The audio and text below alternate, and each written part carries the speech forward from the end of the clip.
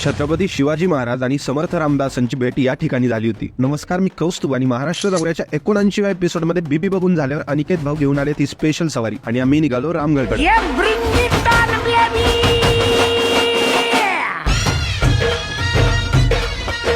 रस्ता घाटांचा होता. सोबत स्वप्नील, संकेत, अनिकेत भाऊ होते आणि जोडीला होती योगेश दादांची तुफान कॉमेडी. हसत हसत कधी रामगडला आलो कळलंच नाही. इथे या कमानीच्या आत होतं छत्रपती शिवाजी महाराज आणि समर्थ रामदासांचं स्मारक आणि त्यांच्या समोर होत्या या लाल खडकातल्या पायऱ्या. त्या पायऱ्यांनी थोडं खाली आलो तर निसर्गाची कलाकृती दिसली आणि या भल्या मोठ्या खडकाच्या निमुळत्या पोकळीतून बाहेर आल्यावर आमच्या समोर होती ती जागा जिथे शिवरायांची आणि समर्थांची भेट झाली होती. तीर्थक्षेत्र रामगडचं दर्शन घेऊन आता आम्ही वरती आलो. इथं पवन चक्की आहेत. चक्क्यांवर उभा पवन आहे आणि महाराष्ट्रातल्या सगळ्यात मोठ्या पठारांपैकी एक भलं मोठं असं पठार आहे.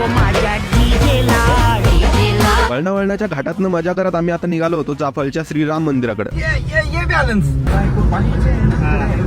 अर्ध्या तासात चाफळ आलं. इथल्या श्रीराम मंदिरात स्वतः समर्थांनी प्रभू रामचंद्रांच्या मूर्तीची प्रतिष्ठापना केली. या मंदिराची भव्यता, दिव्यता, आर्किटेक्चर आणि मेंटेनन्स सगळं कौतुक करावं तेवढं कमी होतं. समर्थ स्थापित 11 मारुतींपैकी 2 तर मंदिर परिसरातच आहे. एक दास मारुती आणि दुसरे वीर मारुती. त्यांचं दर्शन घेतलं आणि सगळे जात होते तर आपण पण या ध्यान गुफेत जाऊ म्हटलं. बाहेर आल्यावर गरज होती उसाचा एक थंडगार रस घ्यायची. उसाचा रस तर जाम भारी होता, पण दादांची गिरायकाला बोलवायची पद्धत अजूनच भारी. मशीन बंद असलं तरी घुंगरू मात्र चालू होतं.